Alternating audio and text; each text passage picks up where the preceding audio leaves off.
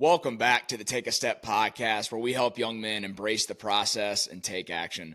Today, we've got Bob Wheatley on the show, former baseball player, author, speaker, personal brand strategist, and man, I'm excited for our conversation today. So, Bob, welcome to the show. Likewise. Yeah. Thank you for having me. I know we were talking about this for a bit, and here we are. So it's going to be an awesome show. Yeah, excited for it. I'd love to get it kicked off just by, opening it up to you to just kind of introduce yourself. Obviously, we'll get into it, but we serve very similar demographics with you and your personal brand and what we do here with Take a Step. So with that in mind, I'll just, let you kick it off and introduce yourself however you think it makes sense. Yeah, well, you obviously did a great job, but I'm an author, speaker. That's sort of my ministry side of things, but I have a full-time job. I work at Brand Builders Group as a strategist, and our company helps the author, speaker, real estate agent, maybe a coach, somebody with a paid membership or courses. We help them to build their business, build their influence, help them get clarity on where they're trying to go. So I actually started working with brand builders, not as an employee, but as a client. I hired them 4 years ago to help me with my own books and speaking, because after my baseball career, I didn't really know what was next. And as a lifelong athlete, I've always had coaches. I know the value of coaching. And so I ended up hiring Brand Builders Group to help me with those books and speeches. And I basically went from a rookie, a total novice, to now I coach people on those things. So obviously we'll dive in deeper here today, but there's so much within my journey that we could discuss. But first and foremost, my faith. You talk about your praise in the STEP framework. That's it is the cornerstone of my life. It's what I write about. It's what I speak about. It's a huge part of who I am. And hopefully that trickles into everything that I do. Every book, every speech, every post on Instagram, every conversation that I have. Obviously, we're all imperfect, flawed sinners who are pursuing a perfect Savior, but the closer we get to him, the more we reflect him. So that's my life in 60 seconds. So yeah. No, I love that. I love that you end it with that. And it's really the reason we end the STEP framework with praise. STEP framework being strength, tribe, expertise, and praise. I love that you end it with that. And that's why we end it with that, because we can pursue all the ambitious growth goals that, so many of us growth-minded young men have. But at the end of the day, our identity is not in what we do, but it's in who God says that we are. And through what he's already accomplished through sending Jesus to take on our own punishment on the cross. So I love that you cap it off with that, because it really brings everything back full circle. Like I don't pursue all of these goals because of any sort of identity or because of any sort, like it's all based on the understanding and the realization that it's what God has already done, and there's nothing we're going to do to earn our right keep with God. But yeah, man, just to kind of kick it off, going back to what you were talking about. So when you were, how did your baseball playing days end? Because I'd love to get a clear picture on that. Yeah, it's a great question. So I ended up going to my dream school. I grew up in Southern California. I went to USC, the University of Southern California, and my parents had met there. I grew up going to USC football games my whole life. It was just an amazing, amazing time. So I went there, ended up playing 4 years. I was a senior sign, which in baseball, you're draft eligible as a junior. And that really helps you as far as leverage, and you get a bigger signing bonus, and that helps you to catapult into the major league. So I was a senior sign. I was a 26 round draft pick. They paid me $1,000. And when I say they, it was the Toronto Blue Jays. So the Toronto Blue Jays drafted me. I was number 774 overall. They said, "Hey, Bob, we'll give you $1,000 and a plane ticket. Do you want to play for us?" I was like, duh. Absolutely, yeah. I want to play for you. So ended up flying to Florida, play with them for a summer in their rookie league. It's called the Gulf Coast League, and ended up playing for them for 2 years. So that was 14 and 15. Then I signed with the St. Louis Cardinals, played for them in 16 and 17. You asked how baseball ended, though. I ended up getting released by both the Blue Jays and the Cardinals, which is just baseball jargon for getting fired. Like, hey, we don't want you anymore. Time to go home. And I ended up finishing my career actually in independent professional baseball, which very few people know about. It is still professional baseball because you're still getting paid, but it is exactly that. It's independent. It's not affiliated with the Yankees, the Dodgers, the Red Sox. It's independent. So I was playing in a league called the Frontier League, which was sort of Yep. in the Illinois, Indiana, like the Midwest area. And I was living in Normal, Illinois. I was playing for the Normal Corn Belters, making $600 a month. And so long story short, the Normal Corn Belters released me about 2-3 months into the season. And Josh, when you get released by the Normal Corn Belters and you're making $600 a month, that's when you know your career's over. So Yeah. I always told myself, even though it would have been a real long shot for me to make it to the major leagues. I mean, I'm tall, I'm left-handed. Both of those things help as a pitcher. There's just not many bodies that are built that way. But even still, I was a 26th round draft pick. They paid me $1,000. So there wasn't a ton of reasons for the club to promote me to the bigs. I would have had to play out of my mind insane in order to get there, versus if somebody, let's say same body type, they get paid $500,000. It's like, well, you have 500,000 reasons to hope that investment pays off. I wasn't one of those people. And so even still, I always told myself that I would keep playing baseball as long as I felt like I had a chance. And miracles happen. Like there are stories that started the way that mine started and ended in the big leagues. There are stories like that. So I just told myself I will continue to play as long as I think I have a chance. And I remember the last game that I played, I was in Schaumburg, Illinois. It was a road game when I was playing for the Corn Belters, and I was pitching. And, I had a not so great outing. I threw like 4 innings, gave up 4 runs, something. They chased me early. So I was watching the pitcher that came in for me. And I'll never forget this. His name is Sean Blackwell. Sean Blackwell had spent some time in the Texas Rangers organization. This guy's like 6'6", right-handed. He's throwing 95 miles an hour. Great curveball, great slider, great changeup. This guy was nasty. He's an awesome pitcher. And I'm watching Sean Blackwell warm up. And I had that moment where I realized, if this dude is not good enough to play in the big leagues, if this dude is stuck in Normal, Illinois, just like me, making $600 a month, if this dude can't make it, I never will. Yeah. And then I retired, the next week. Like, I was done. That was my last game. So I had that moment where if I had told myself, I'm going to keep playing as long as I have a shot, I realized in that moment, in that dugout in Schaumburg, Illinois, I don't have a shot. And that's okay, because I have busted my butt to get where I am.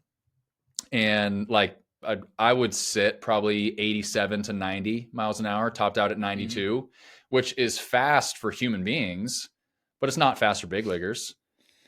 Yeah. Nowadays, these guys are throwing 98, 98 to 100. I'm 6'5". Okay. But were you coming over the top, or did you have like a 3/4 slot, or where were you? I was like high 3/4, but I could pitch. Like, I was a quarterback in football as well. I really enjoyed the Peyton Manning aspect of things, just being smart and having scouting reports and doing all that stuff. But eventually there comes a point in time where you just got to have the physical gifts. Yeah. And so at any rate, that's how my baseball career ended. I have not missed it once. If anything, I miss football more than anything. And, I was a football player just in high school alone.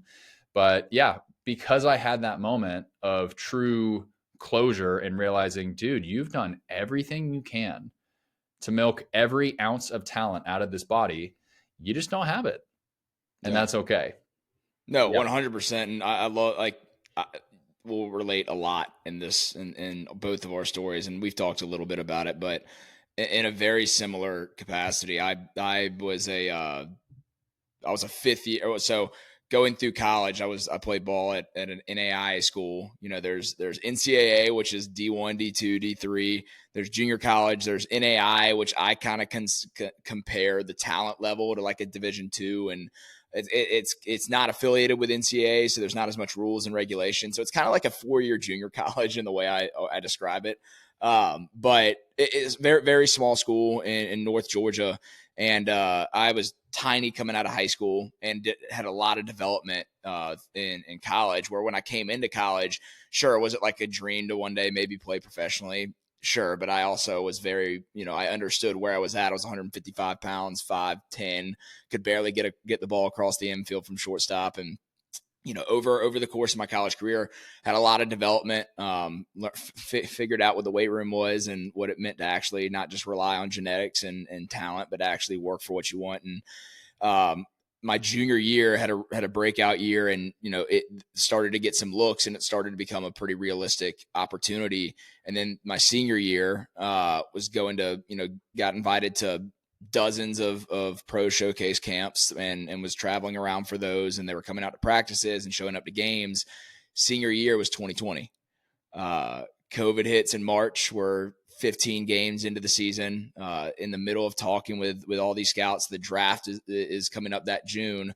For those of you that remember, I'm sure you do, they were potentially not even going to have a season that year. Ended up playing 60 games. The draft used to be a 40-round draft, got cut to 5 rounds. Team after those 5 rounds, they were capped at being able to spend like $20,000 total on anyone else they wanted. And no one wanted to spend money because they didn't know how much money they were going to spend. So right now I'm basically just giving every excuse in the book for why my career didn't pan out. But I experienced the business side of baseball very quickly that year, and had opportunities to play independent ball, but I ended up going back and playing that 5th year because we got another year of eligibility, and started my MBA, got that done and paid for. But what you were saying as far as like the investment and like kind of the long shot that it is you got to think, like you got paid $1,000. You were a senior, so you're probably 22 years old. You're going up against guys that are, high school prodigies that are 18 years old, that they have all this time to develop, which is why they're willing to make that investment. So it's just, it's such a business that people don't see when you're just watching the Braves on Tuesday, Wednesday nights. But yeah, it's a crazy world, and my playing days ended after my 5th year. But I'd love to hear from you, like after that realization where you saw Sean Blackwell out on the mound, and you realize you're like, you know what, it's probably not in the cards anymore. Have you already been considering what was going to be next, or was it just kind of starting with a blank canvas at that point? Yeah, it's a great question. So I was a business major in school, and I had actually started a protein bar business while I was playing. So even like in that moment in the dugout in Schaumburg, I was actively fulfilling protein bar orders all over the country. I was kind of doing it from the back of the bus with a Wi-Fi. It was your own thing. Hotspot. Yeah, totally. So I thought that was the next thing. And what's funny is it actually started as a senior project at USC. I had just, I was taking entrepreneurship 451 or whatever the number was. And the entire course was start a business on paper. And after those 3 months, I was like, you know what? I could actually see myself doing it. I don't want to just do it on paper. I actually want to make this a reality. So I thought that was kind of plan 1A, where after baseball was over, whenever it was over, I was like, all right, I'm just going to immediately step into not plan 1, but this secondary option. And in short order that summer, this would have been the summer of 2017, I realized, okay, this business as currently constructed is just not on the path to success. So I could either blow it up and rebuild it and spend a lot of time and a lot of money that I didn't have, or I could look for a different option. And it was really that summer. And Josh, I would have told you that I was a Christian for, years. I went to a Christian middle school. I went to a Christian high school. I was baptized at a young age. I would have told you I was a Christian.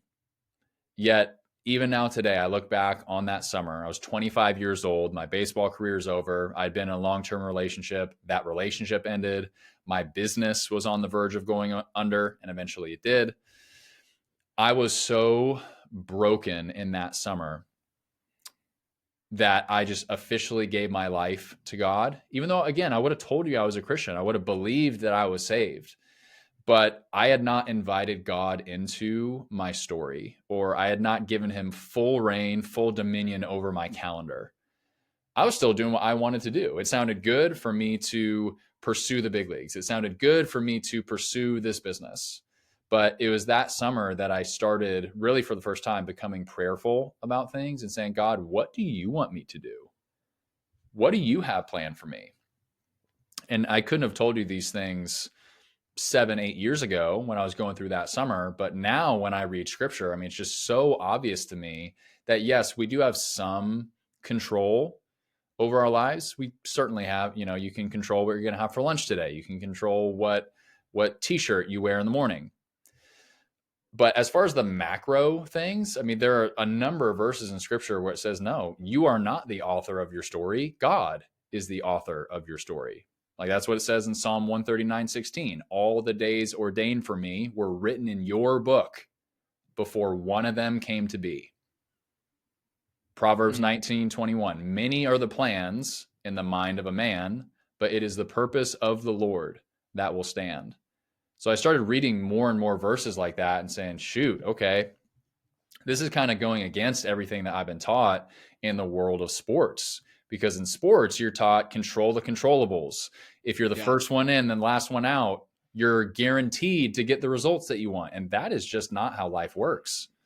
Not at all. You can influence outcomes, but it's actually been very freeing to me to realize that I'm not in control of my life, that God is in control of the macro outcomes, because it's not just my story that he's concerned about. I am one character. I am one jot, one tittle within the entire story of God, as are you, as is everybody else who's listening to this. So God is somehow seamlessly weaving together all of those micro stories into the story that we call the gospel. We started in paradise. Mankind ruined it. God, through his grace and mercy, said, I'm going to give them 1 billion second chances. Jesus comes, lives a perfect life, dies, rises. Eventually, we're going to return to that paradise. That is the story that we're actively living. And so whether I played for the Blue Jays, the Cardinals, normal Corn Belters, you got your MBA, like all of that stuff is just minor details in what God is doing on a macro level. So it's just helped me. First of all, it humbled me to realize that my agenda is not the main agenda, and God might have bigger, better plans for me. It's also been very freeing because you asked like, hey, what happened next after baseball? I started becoming prayerful and asking him, God, what do you want to do in me? What do you want to do through me? And here we are 8 years later. And now I've, published 2 books in the last 2 years about him. I had 6 speaking events in California last month about the single-minded content. All of a sudden, because I became available for his purposes, things are starting to really open up. And Josh, I had no desire when I was growing up to be an author. Zero. It was not even on my radar at all. I didn't really have a desire to be a speaker. Like it was fun to do things like this, to be interviewed. That was just always fun for me. Like the post game, Bob, what do you think in the 4th inning when blah, blah, blah. That's fun. But I had no thought of preaching, of giving sermons or hosting workshops. Like that was just not on my radar at all. And yet I'm discovering talents there. I'm discovering doors being opened there. And it feels great to serve people. Yeah. It's more blessed to give than to receive. And so as I gave my life to God 8 years ago, including my calendar, I'm now 8 years into this experiment of discovering, what does he want to do through me? What are the good works prepared in advance for me? That's how we got something to today. I hear echoed through everything you're saying. There's a verse that I talk a lot about that's kind of really embodies the mindset behind the brand Take a Step, and it's on message actually. Proverbs 16:9, the heart of a man plans his way, but the Lord establishes his steps. Yep. So like but what I do like about that, and I think this gets twisted sometimes, is that doesn't it talks about like the importance of still having some sort of a plan. That's not saying, okay, I'm going to coast and, God's got the wheel. I'm just going to live life and he's going to put me where he wants me. We still have an essence of personal responsibility to be intentional with the life that we're living. But that said, it's the mindset of submission. It's the mindset of understanding that God's providence is what is superior to our need to have a plan and know what we need to do in order to build the life we want. yeah, God is sovereign, and that's what echoes through to me throughout that verse. But yeah, very similar fashion, dude. Like when I grew up a believer, was a professing believer my whole life. I called myself a cultural Christian that time of my life. And in college, I went to a Christian college, and the catapult for me was surrounding myself with the right people. I had teammates that were, would hold me accountable and not just let me say one thing about myself, but would ask me questions and challenge me on, are my actions actually confirming the person that I profess to be? And, the God that I claim to serve and follow. And yes, you can say one thing, but what kind of fruit are you producing? And it was something that I never had out of a group of guys in my life. My growing up, and she's incredible. One of the biggest impactful people in my life was my mom, but the only person I had really challenge me in that regard was my mom when I was growing up. So I had this in I want to be careful with the words I use, but I had this kind of soft, like nurture based view of what it meant to be a Christian. And when I went to college, I was around dudes that were like man's man, like man's men, like you would want to hang out with. We would go work out together. We would grind in the cages together. And it was guys that like I respected as a man. And I never had other men in my life that challenged me in that way.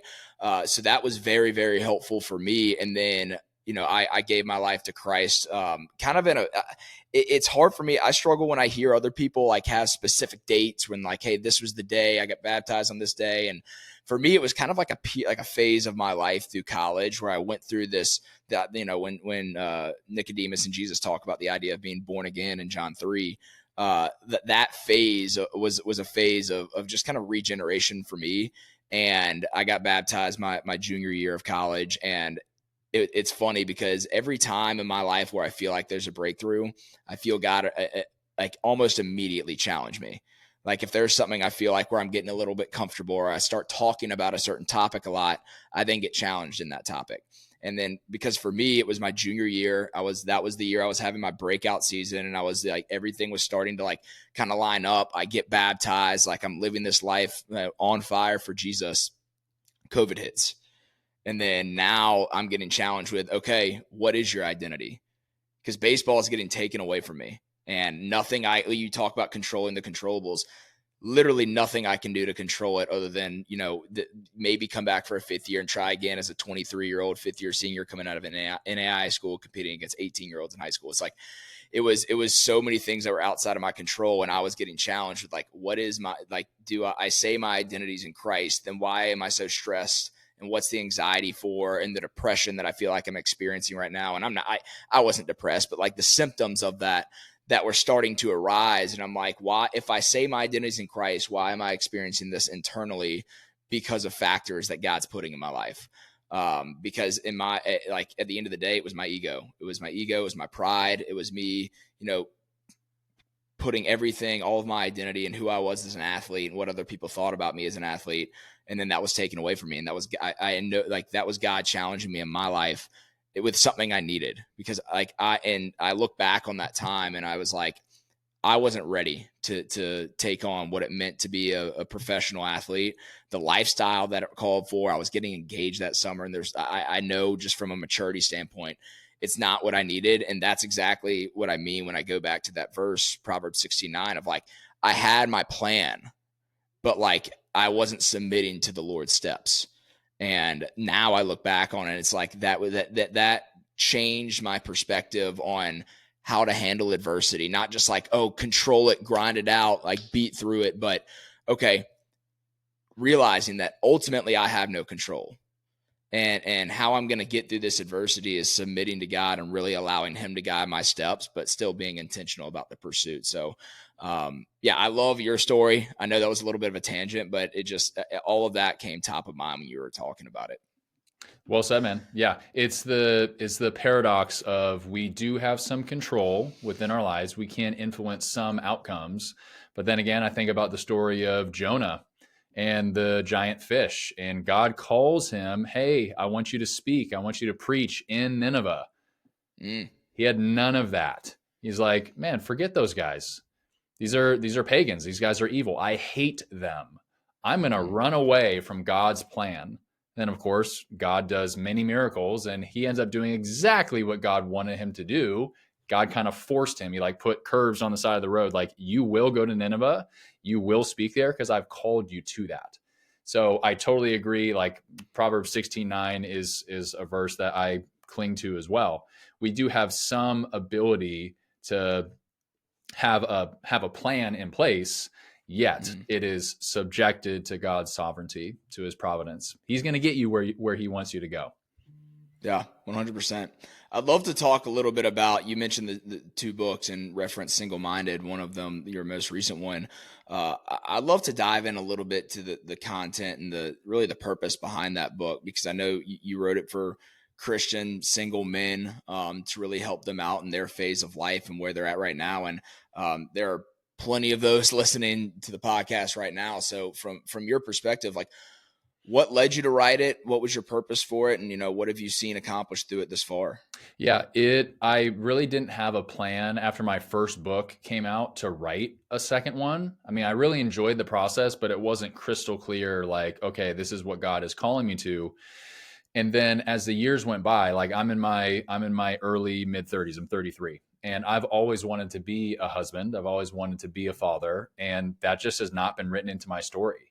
I know that, or at least I should say, as of now, on this current page that we're on, it hasn't been written in. And you and I were talking before we started recording about the sleepless nights, and you got a young one and all that stuff. There's so many blessings in that, and obviously some difficulties. I understand that.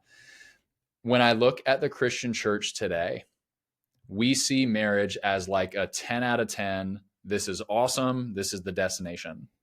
We see singleness as like a 5 out of 10, definitely less than, definitely a waiting season.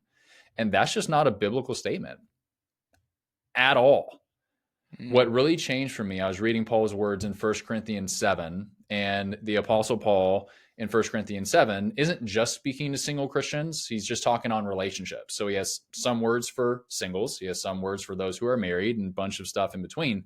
But when he's speaking to the single Christian, he says, this is my paraphrase, but he's like, guys, if you're single, I, Paul, actually wish you could remain single on account of the spiritual benefits. He says that the single person can have an undivided devotion to the Lord versus a married person, a married man, his interests are divided. He is no longer concerned just with pleasing the Lord. Now he's also concerned with pleasing his wife. He also has to worry about soccer practice, and baseball practice, and dance recitals, and sleepless nights because of your young toddler. The married man Amen. has divided interest. Now, that does not mean that the married man has done something wrong. I mean, Paul is very explicit when he says that as well. He says, if you marry, you do well. There's nothing wrong with marriage. But here is Paul, this guy who took the gospel message to the Gentiles, to the nations, and he's writing in this letter, guys, this is just one man's opinion, but I'm fairly trusted by God. This is what I think. If you can remain single, you'll actually enjoy life better. It's actually to your advantage, spiritually speaking, to remain single. So I'm very clear in the book. I'm very quick to share this on any stage that I'm on, and I'll share this on this podcast. My message in Single-Minded is not, you should be single forever with a smile on your face because Paul was. That is not my message. And I don't believe that's even what Paul says. So I shared 2 minutes ago, I've always wanted to be a husband. I've always wanted to be a father. Those things have not been written into my story yet. Hopefully they will. It's still stuff that I'm praying for. Yet even still, my desire in writing this book and now speaking on it is I want to elevate the American church's view of singleness. This is not some waiting season. Christian singles do not need to be fixed. There's nothing wrong with us. And if Paul had his way, we would actually remain single. Like that is nuts, where I'm sure if you're listening to this, you can probably agree. You've just noticed in the church, like marriage is a 10 out of 10, singleness is a 5 out of 10. Yep. Marriage is the Super Bowl. Singleness is the preseason. It's like, all right, these games don't really count. I'm just ready. I'm ready to start the season. And that's when my wife shows up. That's when my husband shows up. And guys, that is not a biblical statement. It's something that I bought into for a long time, whether it was just having an awesome family growing up and wanting that, or maybe I was taught certain things in school or in church. But what really changed my mind on this, because for a long time I had read Paul's words in 1 Corinthians 7 and just kind of brushed them to the side. It's like, all right, Paul, that's hilarious. That's really funny. That's cute. But you're this Christian superhero. Like, we know you by your first name. I don't even know your last name, Paul. You're just Paul. You wrote half of the New Testament. You saw the risen Jesus on the road to Damascus. You are Paul, and I am not. So you might be able to live your life as a single person, but I can't. No thanks, bro. That's just not for me. That was my thought for a long time, for years. And then I read a book called Bonhoeffer. It's about Dietrich Bonhoeffer, who was a pastor in World War II. And for hundreds of pages, I was reading this biography about Bonhoeffer. And I mean, C.S. Lewis has this quote where he's talking about, we have a common experience when we read. He says, in reading great literature, I become 1,000 men and yet remain myself. And he's basically saying, when you read a book, you associate yourself with the main character. When you watch a movie, you associate yourself with the characters in that movie. In reading great literature, I become 1,000 men and yet remain myself. So I was having that experience with this Bonhoeffer book for hundreds of pages, which is pretty normal. But then it started to get weird. It was like, it didn't stop, where this Dietrich Bonhoeffer was, he was an introvert who yet was able to speak well. And he was a guy who liked to read and write and play sports. And our family upbringings were very similar. Even our birthdays. Dietrich Bonhoeffer was born February 4th, 1906. I was born February 4th, 1992. Like, this just continued over and over and over. So I was loving the experience. It was like, all right, this is my guy. This is my brother from another mother. I mean, he's now dead. He was actually killed in 1945. But I love me some Dietrich Bonhoeffer. That's how I was feeling. And then I read a quote that forever changed my life, forever changed how I view singleness in that book, because there was another pastor. His name is Theodor Heckel. Theodor Heckel was a couple decades older than Bonhoeffer. So Bonhoeffer was 30. This guy was 60. And he was praising him in this letter. He's saying, man, this guy he's got so much zeal, and he's talented from the pulpit, and he's hard worker, and ... Here comes the quote that changed everything for me. Speaking about Bonhoeffer, he says, he has, in addition, a special Pauline advantage in that he is unmarried. He has a special Pauline advantage in that he is unmarried. And that changed everything for me. When he says Pauline, he's just referring to the Apostle Paul, a Paul-like. He's like the Apostle Paul. So here I am for hundreds of pages saying, I love me some Dietrich Bonhoeffer. We are like brother from another mother. And then here he is getting praised for his singleness. All of a sudden, I was confronted with Paul's words in 1 Corinthians 7, the words that I had brushed to the side and said, that's not for me. Paul's a Christian superhero. Like, that's not real life. That's a 2,000-year-old letter. Give me a break. And here's Dietrich Bonhoeffer, who, I mean, Josh, this guy, Dietrich, yes, he was a German, spoke a different language, but he went to a Yankee game. Like, Dietrich Bonhoeffer saw the Statue of Liberty. This is not the Apostle Paul, some sandal-wearing first-century Christian superhero. This guy went to New York City. He was alive less than 100 years ago. This is, for all intents and purposes, this is a peer. This is much more similar to you and I than the Apostle Paul. So all of a sudden, I had to really wrestle with that, how can I be okay and actually enjoy the sameness with me and Dietrich for hundreds of pages, and then all of a sudden divorce myself from him because of this quote on singleness? Maybe I, like Dietrich, am experiencing the Pauline advantage myself. And it just changed everything. It forced me to wrestle with my season of singleness. As the guy who wants to be married, I still do. But what am I doing with my singleness? And then I revisited those words of the Apostle Paul. And what does he talk about? The married man, his interests are divided. The single man, he can be locked in. he can have an undivided devotion to the Lord. And that was really the catalyst for this book. I ended up writing a 30-day challenge. So I kind of break down the human experience into these 30 different areas. But I interviewed 80 plus different men, like single Christian men, just to get the male perspective on things. And my goal, like I said, my goal is not to help somebody to remain single. I don't think that's my job to choose. It is my goal to help you absolutely crush it in your season before marriage. And you might be listening to this. You might be married this time next year, 12 months from now. Crazier things have happened. But if you are single right now, you are experiencing the Pauline advantage. My question would be, are you crushing it? Are you taking advantage of that? Or have you bought into the lies that your season of singleness is the preseason? That your season of singleness is the waiting season. It's lesser than. That is just Here's my not biblical. Yeah. quick question on that, like specific comment. First of all, like it means so much. It's so accurate coming from somebody who's been married for 4 years. Like hearing what you're saying is, the advantage, and I love married life. Love my wife. She changed my life.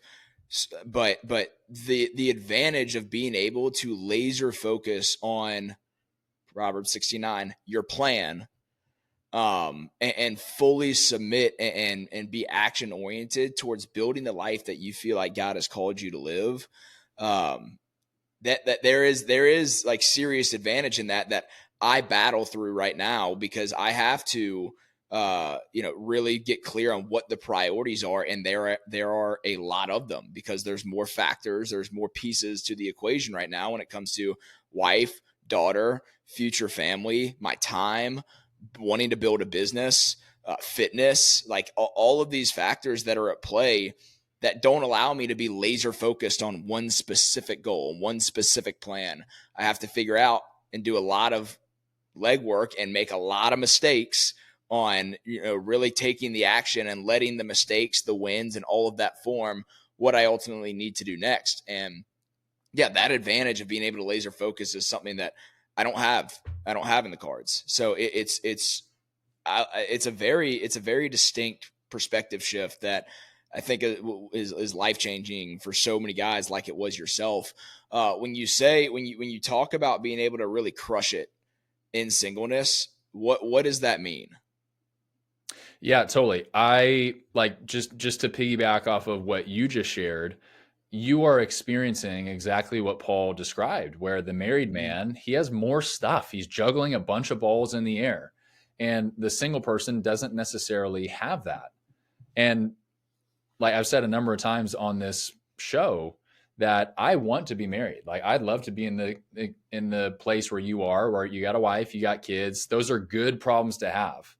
That's awesome. And yet, if you're single, how do you crush it? I'd say really in two main areas. It's super broad, but I have found that when you are walking through your season of singleness, God is helping you to discover both what he wants to do in you. That's like from a character perspective. So what sin do we need to get rid of? What good things, fruits of the Spirit, do we need to build up? That's what he's doing in you. But then also more of a long-term legacy. What does God want to do through you? So if it says in Ephesians 2:10 that we are God's handiwork, that we were made in advance, prepared in advance for good works, there are specific works that are written into the book, stuff that, Lord willing, I'm going to do in 2030, 2040, 2050, however long I'm on this planet. And I have really, because of my singleness, I have had the space to discover those things. Like the only reason why I've published 2 books in 2 years is I had to discover I have a gift for writing. I also have a passion for writing. That could not have happened if I had 6 kids. Or like, I should say, what are the odds of me having literally hundreds, maybe even thousands of hours to write books if I had a bunch of rugrats running around? Like it's just, the likelihood of that happening is extremely, extremely low. And so we're obviously, as we're recording this, we're coming off of the Thanksgiving holiday. We got the Christmas holiday coming up. I'm sure I've had this in my life. I'm sure you've probably seen it in yours. And if you're listening to this, maybe you even experienced this over Thanksgiving. But it happens all the time, all across America, where you will have a parent, sometimes a grandparent, talk to the single Christian, and it's done out of love. It's warm, and yet the things that they will say is like, "Hey, when are you going to give me a grandkid? When are you going to give me a great grandkid? Hey, where's the missus?" Like, it's sort of implying that you and your singleness are less than complete, or you almost owe your parent or owe your grandparent a kid. It's like, guys, none of that is true at all. And yet So accurate. it's stuff like that. Like, I'm 33 and I love my grandparents. But if they were to at Christmas make some sort of joke like, "Hey, where's my great grandbaby?" or "Where is your wife?" Guys, the truth is, I don't owe that to them. I don't owe them a great grandkid. I don't owe them a wedding where I am the groom. I am not in control in a macro sense of my life. And so if it has been God's plan for me to be unmarried at the last handful of Christmases, that's been his plan. And that has been the best, not only for me, but for his kingdom and for everything else. So the sentiment around singleness is, again, single Christians do not need to be fixed in this season. They don't need to be like fixed up, like, "Oh, we really need to find so-and-so a spouse." Like, maybe if that's a desire of theirs, but that doesn't take them from a 5 out of 10 to a 10 out of 10. My hope is that we'd actually start seeing the single Christian as somebody with the advantage. Where it's like, no, no, no. You don't need to pity the single Christian. You don't need to fix them. You need to unleash them. They're the ones that are available. So I would wish the conversation from a parent, a grandparent, a church elder is less so kind of pitting them like, "Oh, I'm so sorry that you're single." It's like, no, you need to be the wind in their sails and encourage them. "Hey, you have an advantage right now. What is God doing in you? How can I help with that? What is God doing through you? How does he want to use you in the future? How can I help you crush it in this season?" That would completely change the church. That would completely change this country, because a lot of people, again, if you're being fed this message that, "Oh, where is my grandbaby? Where is my great grandbaby?" What you are being fed subliminally is, this is a lesser season. That is not a biblical statement. So I want to help right that wrong. I'm not going to go as far as to say that singleness is better. That's Paul's words, not mine. But it is absolutely 100% equal. So as Christians, whether you're single or married, you can't lose. You cannot lose. Man, I'm loving everything you're saying, and it's something that you don't really hear.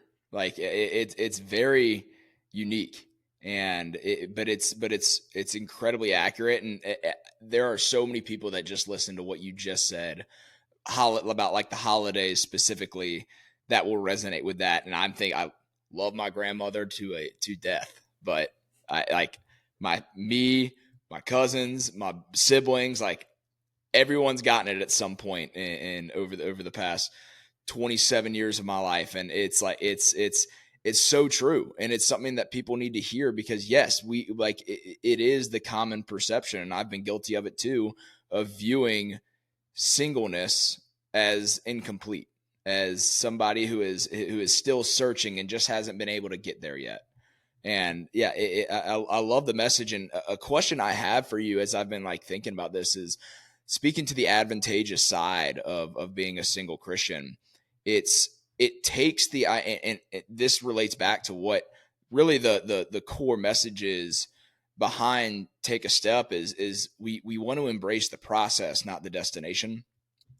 So with that being the case, maybe it's more advantageous to be single because we aren't putting all of the attention, fulfillment, and satisfaction on the destination of being in the relationship, getting married, and having the family, but it's becoming the person who God is molding you into so that if that isn't in the cards for you, you can be the right person that your future, the spouse you would want, desires as well.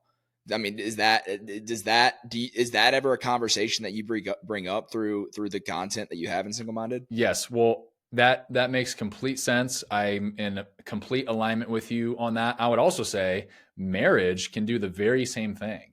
So like I've read a bunch, researched a lot in order to just have a quality book. And I read a couple of different books on marriage. There's a specific chapter within the book that talks about marriage. It's day 7 of the 30-day challenge.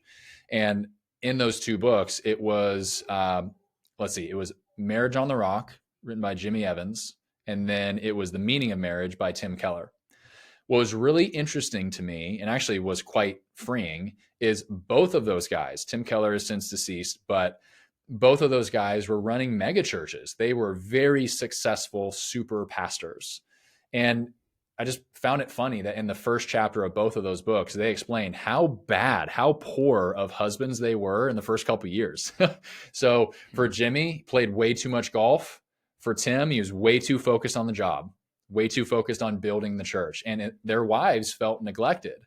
That was actually really freeing to me to realize if Tim Keller was not completely dialed in when he got married, this is Tim Keller, then I trust that it's okay if I'm not okay in that regard. It was also helpful, like if this is not me preaching at the Christian female, but I think sometimes you can, it would be a mistake to wait for a finished product as a man, or so like in a husband where like, he doesn't make the bed when he gets up in the morning. Can't marry that guy. It's like, guys, if Tim Keller and Jimmy Evans were, in their words, bad husbands to start, if they weren't finished products, then odds are you're not going to find a guy that is.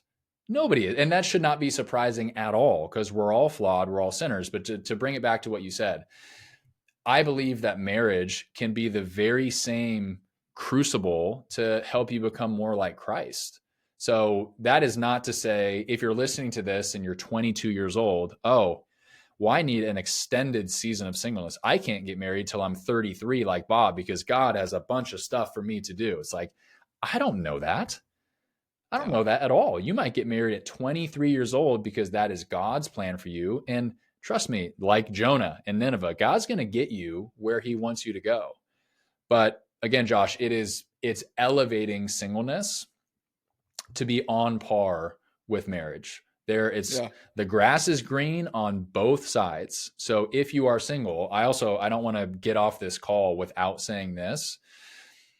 This does not at all negate the loneliness or the negative feelings that you have in singleness. Not at all. It's not like all of a sudden you read a book about Dietrich Bonhoeffer and you're never lonely again. It's not how it works. And like I said, I was a professional athlete. My body works. All the equipment works.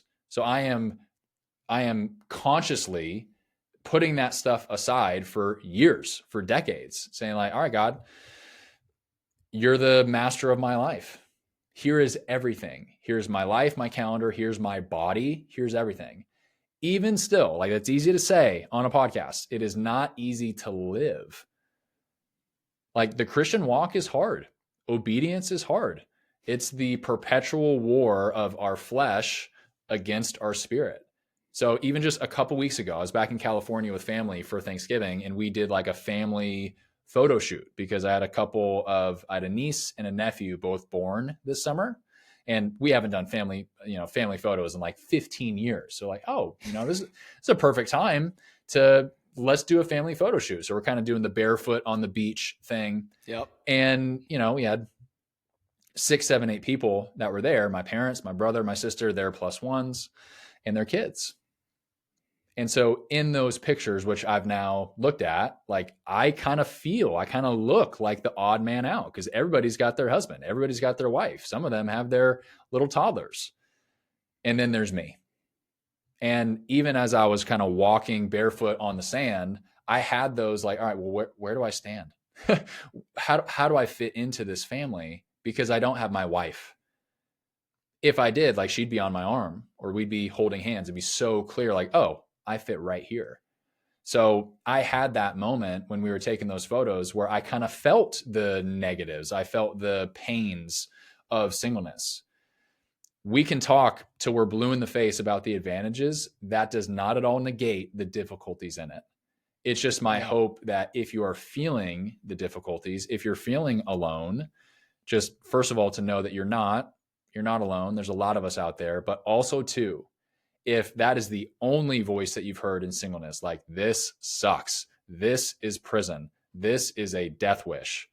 The Apostle Paul, Dietrich Bonhoeffer, Theodore Heckel, they have something different for you. It is the Pauline advantage of being single. Nuts. It is a completely different paradigm. Yeah, so good. I'd love to hear. I read that you talked about it a little bit.